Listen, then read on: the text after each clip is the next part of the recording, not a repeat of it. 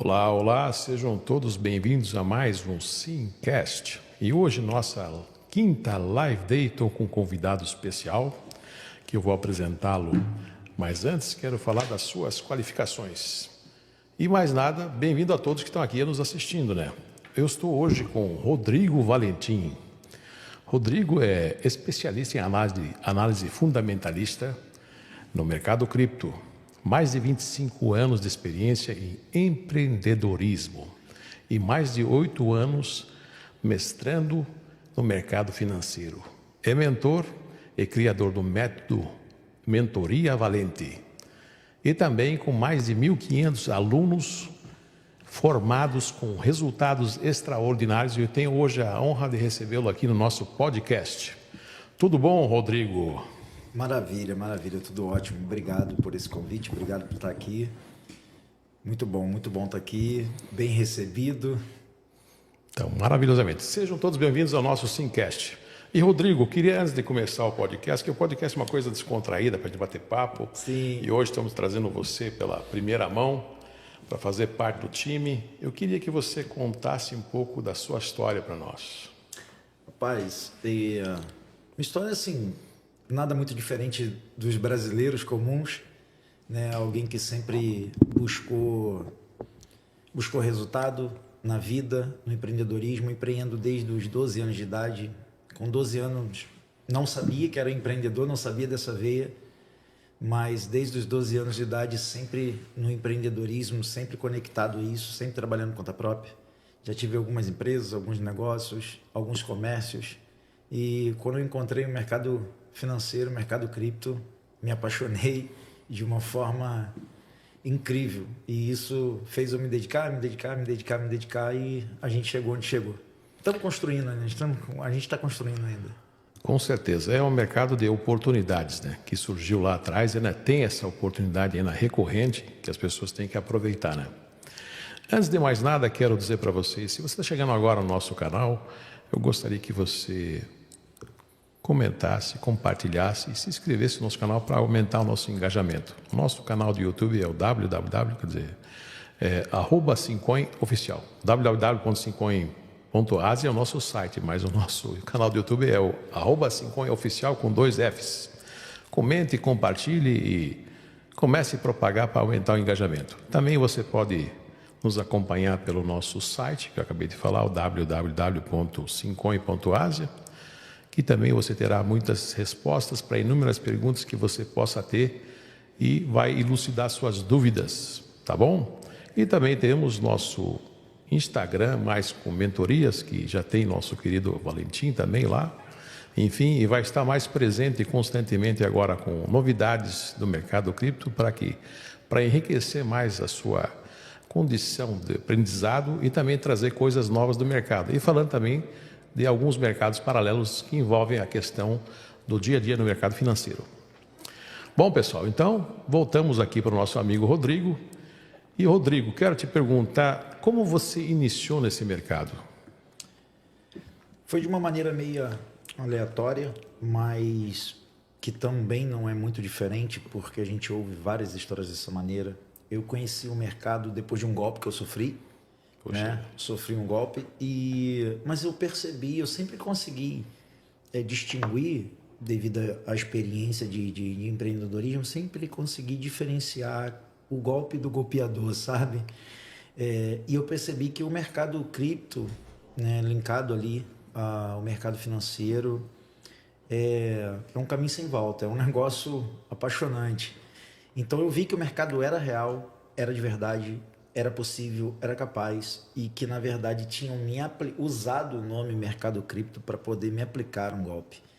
E ali eu iniciei exatamente assim, sem instrução, não, com zero instrução, buscando informações, buscando conhecimento, e foram quase dois anos seguidos para construir algum sinalzinho na luz no fim do túnel. E de 6 anos para cá, que completam-se 8 anos, né? De 6 anos para cá que eu comecei de fato a construir alguns resultados significativos, que começaram a fazer diferença mesmo dentro disso. Mas eu conheci o mercado cripto dessa maneira. E como eu sou curioso, né? Meu falecido padrasto dizia que o curioso sempre sabe mais. Então eu sempre fui muito curioso com o aprendizado, sou faminto por aprendizado. E isso fez eu me esforçar cada vez mais para poder aprender.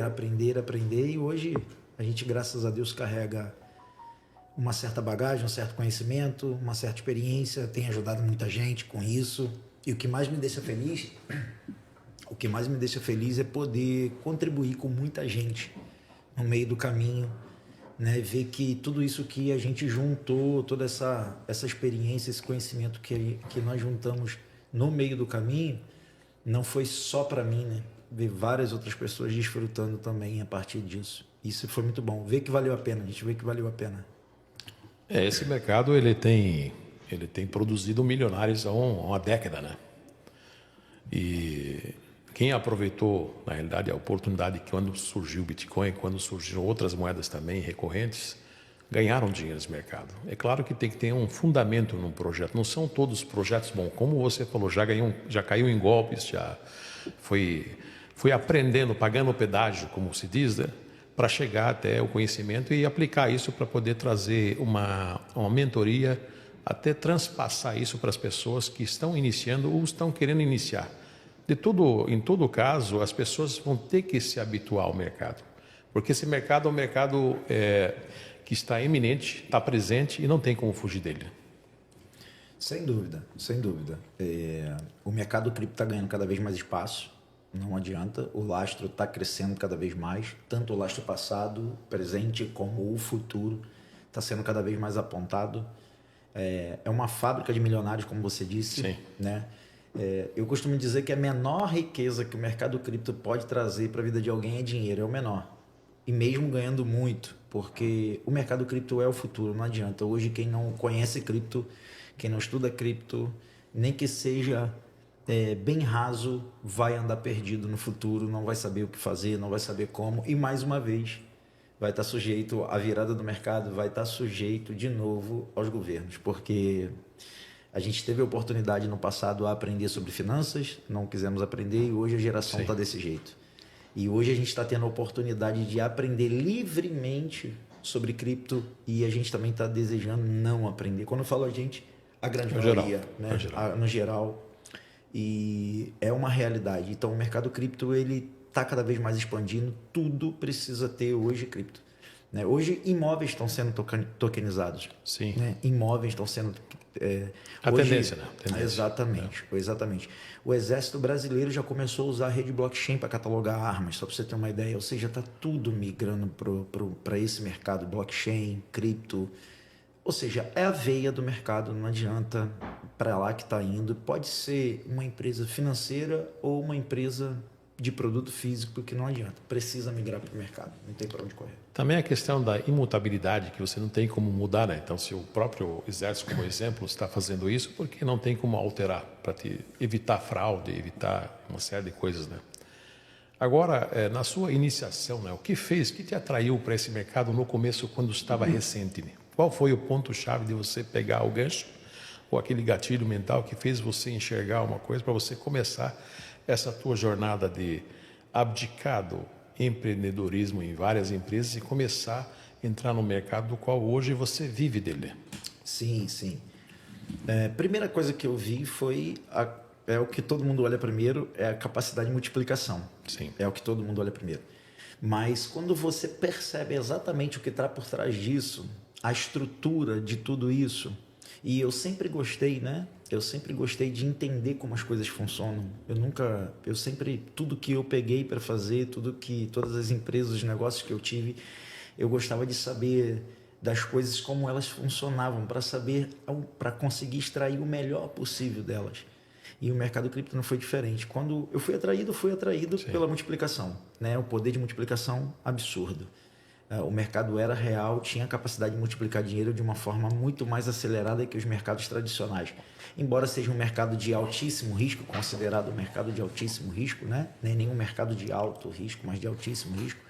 Mas se você fizer da maneira correta, com muita gestão, com muita sabedoria, muita disciplina, você consegue resultados incríveis.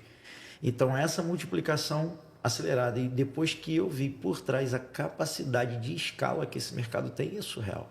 Isso Surreal. é crescer sem parar. Antigamente a gente se baseava no mercado de ações, né? Ações de longo prazo, ações, opções de mercado, que são aquelas de rápido transacionamento. Sim. E não tinha essa informação que nós temos hoje. Com a globalização, com a internet, com tudo que tem hoje, facilidade, existe muita informação sobre esse mercado que não tinha assim uma década atrás, talvez. Então, essa facilidade hoje da pessoa buscar e hoje muitas pessoas engajadas, claro que tem a parte boa, a parte ruim. Muita gente faz isso de forma para que leve a informação para as pessoas começarem a entender e ganhar. Certamente, eu vejo assim que o mercado cripto em si, ele tem uma questão de agilidade que o mercado de opções não tem. Existe, claro, os ganhos, existem os riscos e tudo mais que o mercado tradicional que existia, né? Existe ainda, claro, mas ele está dividindo, na realidade, a conta com esse mercado novo que, praticamente, como disse, ele fabrica milionários em curto prazo de tempo, se, claro, souber onde e por onde fazer. E a informação hoje, você tem muitas pessoas que estão levando essa informação, como você, né? É exatamente isso, é exatamente isso. É um potencial muito grande, só que, como eu disse, é altíssimo risco, mas ele dá muito. É um mercado que você tem livre acesso a informações, conhecimento, tudo é público. Tudo é público. Eu consigo saber o que você movimentou, quanto você movimentou, Sim. as carteiras para onde foram. Eu consigo, ou seja, tem uma liberdade de conhecimento, uma liberdade de aprendizado e uma liberdade de rastreio fora do comum. Então, assim, esse fato de não ser centralizado fez eu me apaixonar de uma forma especial. O mercado cripto é isso, não tem para onde correr. Eu quando comecei a estudar esse mercado, é a questão da descentralidade, da condição de você ir e vir com aquilo que lhe pertence sem depender de instituição financeira, E inviolável. Inviolável. Inviolável. E sem depender vamos dizer, uma questão governamental. Enfim, né? É uma liberdade. Esse é o conceito da criptomoeda, né? Então, isso também me fez me apaixonar por essa questão, né? Então, essa facilidade de você poder portar aquilo que você tem, de poder portar. Antigamente, você, quero ter isso, um recurso que seja, vendo uma casa, faço isso. Quer dizer, para você ter, ou ter dinheiro no banco ou ter no colchão, né? Agora, com o mercado cripto, você anda com, se o cara que tiver bilhões lá, aqueles que tem lá, tem aquelas contas bilionárias de Bitcoin que estão paradas lá, imagina quanto dinheiro o cara anda num Trezor, num Ledger, num pendrive, quer dizer que você carrega para lá, para cá, com toda a segurança. Claro que existe uma questão de cuidado que tem que se ter, né? Sim, em volta. Claro, né? Claro. Sem dúvida, sem dúvida. E essa capacidade de transicionar valores, isso não tem comparação. E a jato ainda. É um clique. A gente está aqui agora, uma negociação, 1, 2, 3, 4, 5 bi, um clique, 2 minutos está na carteira do outro, sem rastreios, sem hackeio, completamente seguro, com a confirmação de 10, 15, 20 mil blocos ao mesmo tempo acontecendo simultaneamente, a certeza de que isso é limitado, ou seja, até vai ser produzido até X quantidade. Eu não estou falando só de Bitcoin, não, eu estou falando de qualquer ativo. Qualquer ativo que é lançado hoje, ele tem o supply dele, pressuposto no contrato. Então, assim, isso já é incrível, porque você tem a certeza de que isso não vai ser produzido além daquele número e que não gera perca de valor. E isso é uma questão que é onde a própria comunidade, ou seja, de investidores ou de usuários ou de traders, enfim, o que manuseia ali, elas é que de fato manuseiam o valor do próprio ativo. É um P2P, pô. É isso mesmo? É um P2P, é incrível, isso é surreal, não tem. Portanto que, de um tempo para cá, grandes empresas, governos estão usando, na realidade, não vou ficar falando só do Bitcoin, mas enfim, é a moeda mãe, que a mais tem digamos, importância, a que mais tem peso, onde está sendo feita reserva de valores com o próprio Bitcoin, né? Governos, empresas, enfim, né? Então, tornou-se algo assim que gerou uma credibilidade e uma aceitabilidade de uma comunidade que se formou ao longo do tempo, claro. E hoje o Bitcoin saiu de uma ideologia e passou a ser, na realidade, uma coisa que está no dia a dia. E acabou puxando outras moedas conjuntamente, o Ethereum, enfim, né? em si, a Gala e outras moedas que surgiram, né? Exatamente, exatamente. E isso é até legal falar, o Alan, porque quando a gente fala de mercado cripto, né, ele é destacado por duas palavras específicas, né, que é usabilidade e resolução. Sim. Então, hoje os ativos eles precisam trazer usabilidade e resolução. Não adianta, se ele não resolve nada e ele não pode ser usado para nada, dificilmente isso pode ser considerado um ativo, seja ele físico, digital, acionário, seja qual. Imagina, você monta uma empresa e essa empresa não resolve nenhum tipo de produto, nenhum tipo de problema. Você monta uma empresa e a sua empresa não vende produto para ninguém. Então isso não tem lógica, então não tem usabilidade e ao mesmo tempo não tem resolução. Então o mercado cripto ele é definido por isso, usabilidade e resolução. Só que se você for buscar na história do passado, o BTC não tinha usabilidade e nem resolução. Ele era apenas uma comunidade de pensadores que eram entusiastas e que acreditavam na teoria da conspiração, e foi. Então a gente percebe que o que faz o ativo é a própria comunidade. Sim. Não adianta. O que constrói o ativo é a própria comunidade, seja qual for. Então, se você tem... A gente pega o Ethereum, um exemplo. A gente pega o Ethereum. O Ethereum de white paper ficou 1 ano, cara. 1 ano. E depois que decidiram tirar do papel, foram 3 anos tirando do papel. Olha que louco. Para depois ir a mercado, né? Para depois ir a mercado financiado por terceiros. Sim. Lógico, hoje Ethereum é uma moeda fortíssima. Inclusive, esses dias tem subido 15%, 20%, aí, 25%. Mas isso ainda não é nada de capacidade, né? Não é nada de capacidade. Então, hoje, quando você fala de cripto, você precisa falar de usabilidade, resolução e principalmente comunidade. Então, quando você tem uma comunidade que acredita, cada vez mais esse ativo se torna forte. É por isso que, se não tiver... Claro que o Bitcoin é uma ideologia, claro, de pessoas que eram entusiastas na época, que acreditaram naquela questão de ter aquilo que lhe pertence e de vir de forma descentralizada, e isso pegou, né? Depois que criou uma comunidade, criou um consumo, criou a questão da oferta e procura, né? Em cima dessa ideologia aplicada, né? E como você falou, a comunidade é o princípio, o principal, né? O que nós estamos fazendo hoje também, fazendo alusão a isso, nós criamos a oferta através do benchmark, que segue essa questão da moeda mãe, o Bitcoin, mas com uma função e usabilidade. Então, nós estamos criamos a oferta e estamos gerando demanda antecipada, para quando o lançamento da moeda, ela já nasce com o valor já fixo e já tem uma comunidade de consumo. Então, isso é diferente no mercado que existia antes. É algo único, né? A preocupação de fazer a questão reversa, né? Trazer primeiro a comunidade, formar a comunidade, para depois colocar isso em prática, né? Exatamente. Você vê que... Eu vou usar a dinâmica do BTC porque essa é a historicidade. Claro, é a história. Não adianta, essa é a historicidade do mercado. O BTC, quando ele lançou, era uma comunidade de entusiastas, né, de revoltados com o governo, antigovernamentais. Ele foi criado, a história que se conta é que foi criado... Tem muita gente que acha que o BTC foi criado em 2010, mas na verdade foi 2008, onde ele foi lançado em 2010, 2009, 2010. Isso. Ele foi criado ali em 2008, lançado em 2009, 2010. E quando foi lançado, a narrativa era que isso resolveria o problema do gasto duplo, né? Porque estava no meio daquela crise imobiliária nos Estados Unidos e a inflação crescendo absurdamente, enfim. Então, a teoria do criador era o quê? Que era para acabar com o gasto duplo. Realmente acabou com o gasto duplo. Mas não teve, só teve medos de pessoas discursando sobre aquilo. Só que isso foi ganhando força, foi ganhando força, foi ganhando força, foi ganhando força. Por quê? Por causa da permanência dos seus usuários. Sim. Né? Da permanência. Então, a gente pega no mercado cripto, tem gente que fala que o mercado cripto é especulativo. Tudo é especulativo na vida. Tudo é especulativo, não adianta. Da noite para o dia as pessoas podem deixar de gostar do seu produto, da noite para o dia as pessoas podem amar o seu produto. Então tudo no mundo dos negócios é especulativo, não tem para onde correr.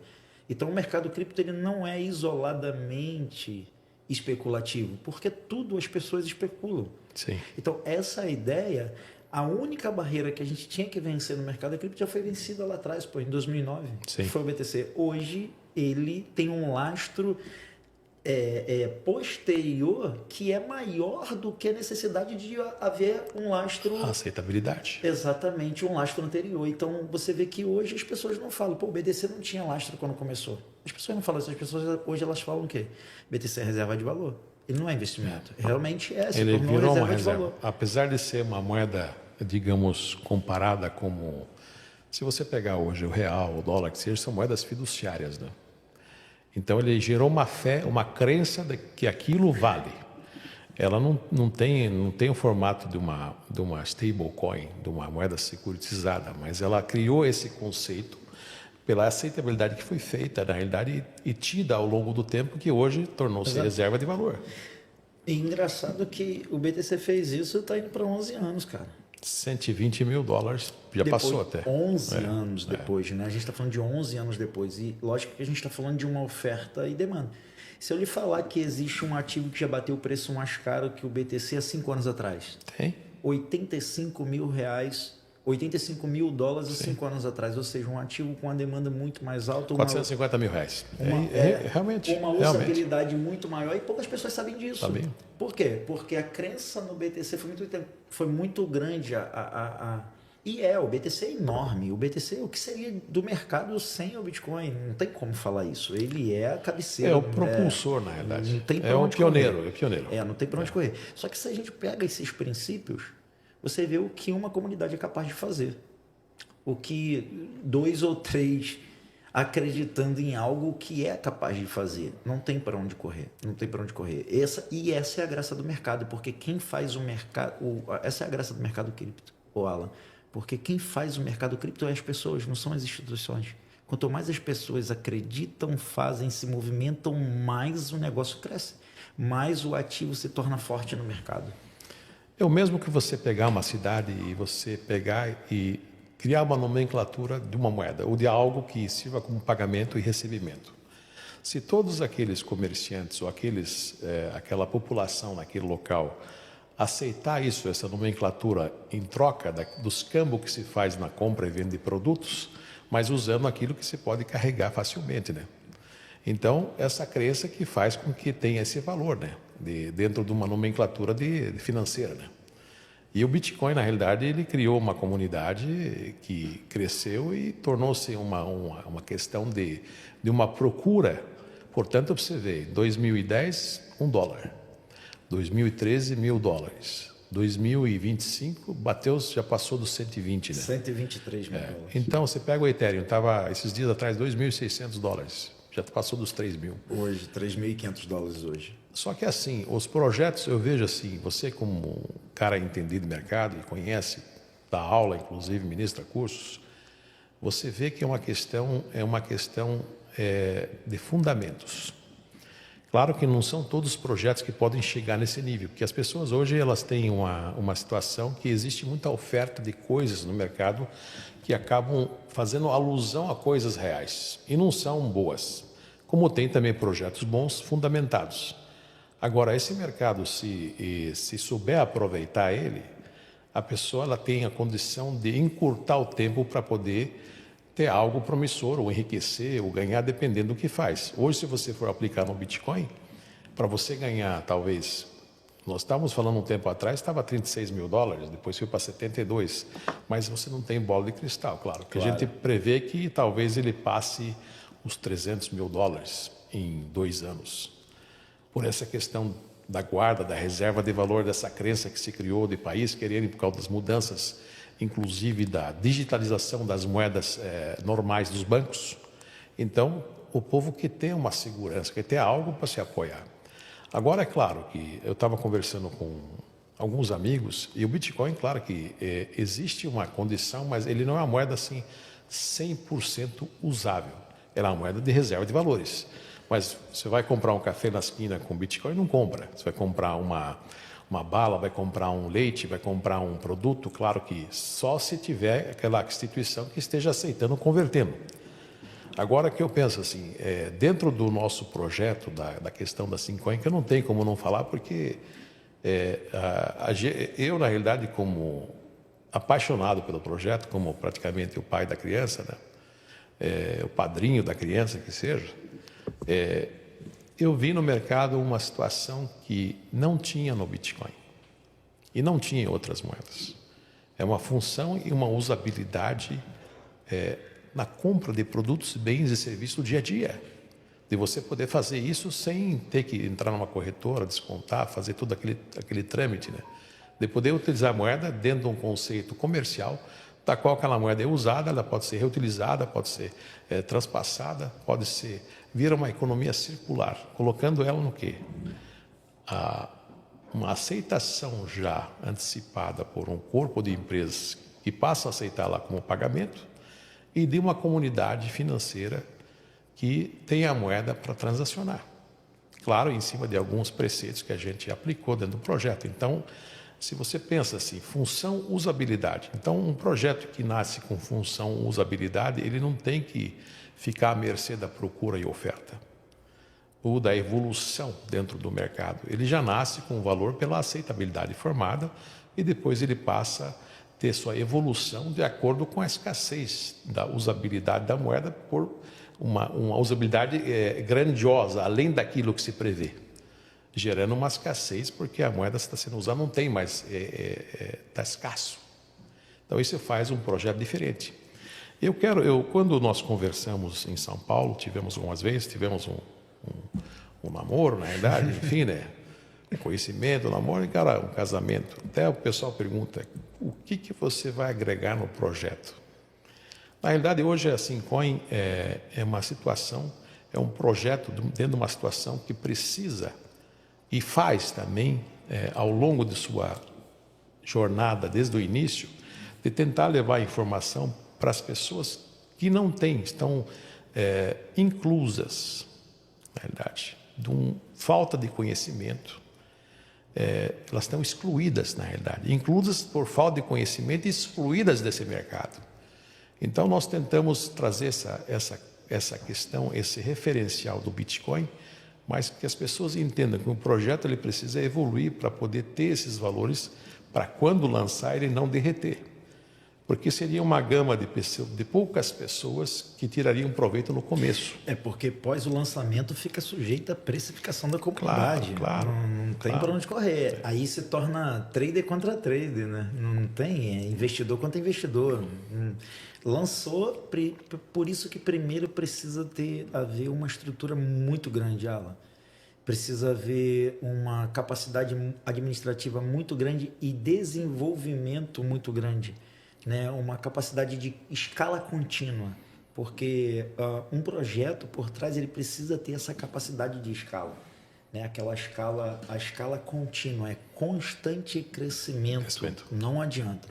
Se hoje uma rede ou um sistema ou um ativo ele não oferece uma escala de crescimento contínuo, dificilmente esse ativo sobrevive no mercado, porque ele não tem usabilidade, não tem resolução, porque à medida que o tempo se passa, os mercados expandem e mudam. Um exemplo, eu vou usar um nome aqui de um ativo que eu sempre gosto de usar com os meus alunos, esses ativos, porque são até muito conhecidos, que é a Avax, né, que é da rede Avalanche, e a Link, que é da rede Chainlink, né? São duas empresas de formidáveis capacidades, mas lá atrás, quando foram desenvolvidas, se não me falha a memória, Chainlink e Avax em 2016, 2017, quando foram desenvolvidas, elas foram desenvolvidas com a capacidade de atender uma necessidade que o mercado tem hoje, 2025. Olha que loucura. Então, ou seja, a previsibilidade desses desenvolvedores é que tornou a valorização dela acontecer no mercado. Então, por quê? Antes do problema surgir, eles já haviam visto a capacidade, a probabilidade de surgir esse problema. Por todos acontecer, aí tem outras análises que a gente faz, né, que num outro dia a gente consegue falar um pouco mais sobre isso, mas eles preveram isso e hoje você vê todo o mundo físico migrando para o digital, migrando para o criptografado. A gente chama isso de tecnologia Web3. Hoje no mercado, fora as redes privadas, só a Avax e a Chainlink que consegue fazer. As outras são sub-redes, uma rede de uma rede, uma rede de uma rede de uma rede. O BTC, as pessoas se enganam muito sobre o BTC, o BTC sim, não adianta, é um marco, é minha paixão, não tem para onde correr, Sim. não tem como falar mal de um negócio desse, não tem. Se não fosse ele, nada disso aqui estaria acontecendo. Seria até leviano, né? É, isso aí. Mas as pessoas, elas acreditaram durante um tempo, Alan, eu volto no comecinho da sua fala, elas acreditaram durante um tempo que o BTC seria aceito na padaria. Começaram a acreditar nisso. Que o BTC ia ser aceito para comprar um carro, que o BTC ia ser aceito numa concessionária, numa padaria, num supermercado, numa sorveteria. Não, o BTC não foi criado para isso, cara. O BTC não foi criado para investimento nem forma de pagamento. O BTC foi criado para ser reserva de valor. É isso medida mesmo. protetiva de valor. Simples assim. Hoje a gente tem o ouro como um dos maiores ativos, né? O ouro, um dos maiores ativos. A gente vai lá no Fort Knox, não é isso, né? Aquele forte lá, né? Como é que é o nome? Fort Knox. Fort Knox, isso mesmo. A gente vai lá, beleza, lá tem a reserva de valor de qual nação? Dos Estados Unidos. Em quê? Que já não tem mais. O pessoal fala que não tem mais, né? Já tá uma especulação lá. Por isso que eu citei no início a questão as moedas governamentais emitidas pelos seus bancos centrais tornaram-se moedas fiduciárias. Para explicar o fiduciário, para dar um exemplo para o pessoal entender, né, que não interage nesse mercado, não está inteirado nesse mercado. O fiduciário, eu vou dar um exemplo. Você vai e coloca seu dinheiro no banco. Você vai a uma farmácia e o farmacêutico te faz um receituário. Você vai a um médico e o médico te diz que você tem que fazer aquela cirurgia. Aquela cirurgia lá que, enfim, né? Daí você vai vai numa igreja, seja pastor ou padre, você acredita naquela pessoa. Então, a questão da fé, a crença que você tem naquilo que faz você colocar teu dinheiro, você se operar, de aceitar o receituário, enfim, né? Uhum. Então, a fé fiduciária é a crença, é acreditar naquilo lá. E as moedas governamentais, infelizmente, elas viraram moedas fiduciárias. Sim. É mais ou menos o que aconteceu com o Bitcoin.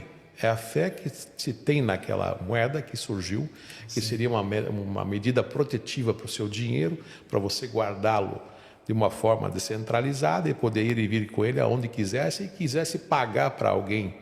É claro que se você pensa assim, você elimina o intermediário, o agente financeiro, mas desde que você pague e receba naquela moeda. Sim. No momento que você vai convertê-la para um dinheiro fiat, que o dinheiro fiat é o dinheiro efetivo, fatalmente você vai ter que baixar numa corretora centralizada e você vai ter que colocar seus dados, que lá você não coloca, né? Uma Trust Wallet, uma MetaMask, que seja, uma Blue Wallet ou outra qualquer que exista no mercado, que você não coloque seus dados. Então, automaticamente, você se expõe quando você transforma em dinheiro. Então, isso fez com que a questão do fiduciário é a fé que se tem no negócio. Isso que fez o Bitcoin. Isso que existe na Simcoin, isso que existe em outras moedas que você tem. O Ethereum, entre outros, Gala, que estão ganhando corpo. O legal é que o BTC ele foi criado para isso, para reserva de valor.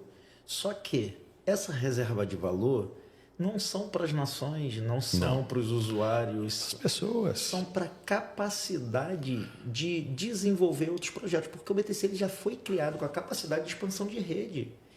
Então o BTC ele foi como se fosse um banco central das criptos. Sim. É um banco. É o que dá o lastro para as criptos. Aí entra o quê? Aonde eu ia entrar agora nesse ponto. Entra o quê? Entra um exemplo, uma Simcoin. Uma capacidade... Se não fosse o BTC nascer, a Simcoin não estaria nascendo. Não, se não fosse certeza, o BTC nascer, a VAX não teria nascido. Não teria... Então, as pessoas criaram a ideia no passado de que o BTC iria ser aceito para comprar carro. Pergunta hoje quem tem BTC na carteira se quer vender ou então se quer comprar um carro com ele. Não quer. Porque entenderam que o lastro é esse. É reserva, a segurança. Né? Exatamente. Eu faço até uma brincadeira com os alunos, que eu até falo assim, eu falo, gente, brincadeira é modo de dizer, porque eu falo bem sério com eles. Eu falo, gente, dinheiro é número na tela. Alguém colocou ele lá.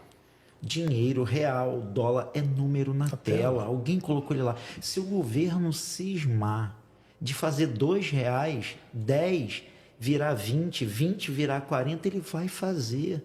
E isso só diminui o valor, e ao contrário do mundo cripto. Ou seja, se a gente pega aqui o exemplo da Simcoin, um exemplo. Isso foi uma coisa que me encantou aqui na comunidade. Além de ser uma comunidade já bem fortificada, né? Vou usar o termo que você usou comigo, falando uma capacidade de uma cidade média, né? Uma cidade média hoje de usuários dentro da plataforma. Cara, isso é surreal, é incrível. É pequeno pelo tamanho do projeto, claro que ele tem que atingir uma... muito pequeno, é muito pequeno. Por quê? Porque a capacidade de escala da Syncoin é absurdo. Eu fiquei encantado. E o fato de ser deflacionário, isso é incrível.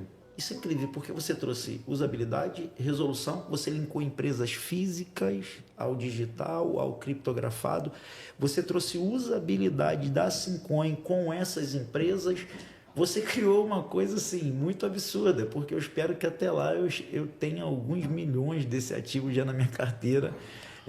Já comecei a comprar, já quero até te avisar que eu já comecei a comprar. Ela foi feita para poucas na mão de muitos. Até eu quero pegar teu gancho. Deixa eu só te falar aqui que eu já comecei a comprar já um pouquinho, porque quando você me falou da capacidade da organização do plano de lançamento, eu não sei se eu posso dar esse spoiler aqui sobre o Simplace que você me falou. Posso dar esse spoiler da questão da detenção das empresas? Eu acho que dá. A gente dá as coisas em doses homeopáticas para também não. O que mais me encantou foi quando você disse que as empresas fariam meio que. Você não usou esse termo, mas eu, como profissional do mercado, eu entendi com esse termo, que é o stalking, né? Você. As empresas do Simplace não poderão vender os seus ativos durante 3 anos. Meu amigo, o que isso faz no mercado é absurdo. Hoje, o Ethereum só chegou onde chegou, eu uso o Ethereum novamente, o Ethereum só chegou onde chegou por financiamento de terceiro que trancaram as suas carteiras, cara. Sim. E não venderam até hoje. São 3 anos com uma comunidade e o Ethereum não tinha usuário. Você já está começando com a Syncoin já está começando com uma comunidade. Isso é incrível. Que para o tamanho do negócio, o tamanho do projeto, precisa crescer mais, precisa amadurecer mais, precisa escalonar mais e tal. Mas o que mais me agradou também na Syncoin foi a capacidade de escala dela, cara. Quer mais água? Quero mais água. A capacidade... Podcast a gente pode tudo, né? Aqui é papo, bate-papo. Eu bebo muita água, cara. Muita água. Quando eu estou dando aula, os alunos lá já sabem que é água o tempo inteiro. Então, essa capacidade... Obrigado. Isso. Valentim, quero aproveitar esse ensejo que você já iniciou. Eu quero te dar liberdade de, sem uma coisa que a gente nem programou nem nada, né? Nós estivemos em São Paulo conversando até eu fui te explicar o projeto e você captou, como você tem conhecimento, como já muitos dentro da Syncoin captaram o que a Syncoin pode chegar. É claro que eu não quero ser leviano e tal. Nós somos hoje comparados a uma startup, né? Mas todas as empresas que explodiram as próprias moedas, elas começaram nesse mesmo traçado, nessa mesma trajetória. Eu quero que você me dê, para que o pessoal entenda, que às vezes eu tento transpassar isso para os nossos associados, nossos membros, enfim, de uma forma mais técnica, né? Eu quero que você me dê, assim, com todas as palavras, sendo favoráveis, desfavoráveis, sua análise sobre a Syncoin. Como é que você vê ela, né? Sendo bem sincero, sem demagogia nenhuma, eu falei com alguns amigos no privado, fui buscar informações, inclusive até dizer o pessoal aí... Gente, fez laboratório, né? Isso aí, fiz um laboratório. O pessoal aí, gente, a quantidade de gente que foi no meu privado no Instagram, meu Deus do céu, eu fiquei assustado. Eu falei, cara, toda hora eu abri o Instagram, 2, 3, 4, 5 mensagens ali, o pessoal querendo saber mais e etc. Pô, se for para me chamar lá, pelo menos me segue lá no Instagram, né? rodrigovalentim.of, me ajuda lá. Tá certo, claro. Né? Então, dá essa força. Mas assim, sendo bem sincero, o Alan, eu fiquei muito encantado. Fiquei muito encantado, não de uma maneira emotiva. Quem me conhece sabe que eu não sou emocionado para falar de negócio. Eu fiz um dever de casa, eu busquei umas informações. Busquei informações não só sobre o projeto, sobre o lastro do projeto, sobre a capacidade técnica, a capacidade de conhecimento. O papo que a gente bateu em São Paulo, você me deu alguns feedbacks sobre o seu nível de conhecimento de mercado financeiro, né? Então, isso agregou muito. Hoje, a minha visão da Syncoin, Desculpa. Saúde. Hoje a minha visão da Sincoin, eu bebo muita água falando, cara. Manda ver, é isso. Hoje